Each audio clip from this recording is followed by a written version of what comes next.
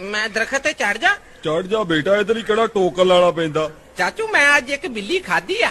ਓ ਆਪਣੀ ਖਾਲਾਂ ਨੂੰ ਹੀ ਖਾ ਗਿਆ ਨਲਾਇਕ ਬੱਚੇ।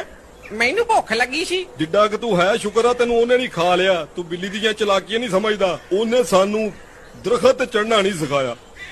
ਉਂਤਰੀ ਮੇਰਾ ਪੁੱਤ, ਤੂੰ ਇੱਥੇ ਬਹਿ, ਮੈਂ ਆਉਣਾ। ਮੈਂ ਵੀ ਜਾਣਾ। ਓਏ ਤੇਰਾ ਐਡਾ ਜ਼ਰੂਰੀ ਨਹੀਂ ਮੇਰੇ ਨਾਲ ਜਾਣਾ। ਮੈਂ ਕੰਮ ਤੇ ਚੱਲਾਂ, ਕੁਝ ਖਾਣ ਨੂੰ ਲੱਭ ਜੂ। ਇੱਕ ਗਾਂ ਦੀ ਖੱਲ ਲਾਉਣੀ ਹੈ। ਤੂੰ ਕਸਾਈ ਆ। ਜਿੰਨੀ ਭੁੱਖ ਪਾਈ, ਸ਼ੁਕਰ ਕਰ ਮੈਂ ਮੋਚੀ ਨਹੀਂ ਬਣ ਗਿਆ। ਮੈਂ ਵੀ ਜਾਣਾ। ਓ ਨਹੀਂ ਜਾਣਾ। ਮੈਂ ਆਉਂਦਾ ਹੋਇਆ ਤੇਰੇ ਵਾਸਤੇ ਮਰੂੰਡਾ ਲਿਆਉਂਗਾ।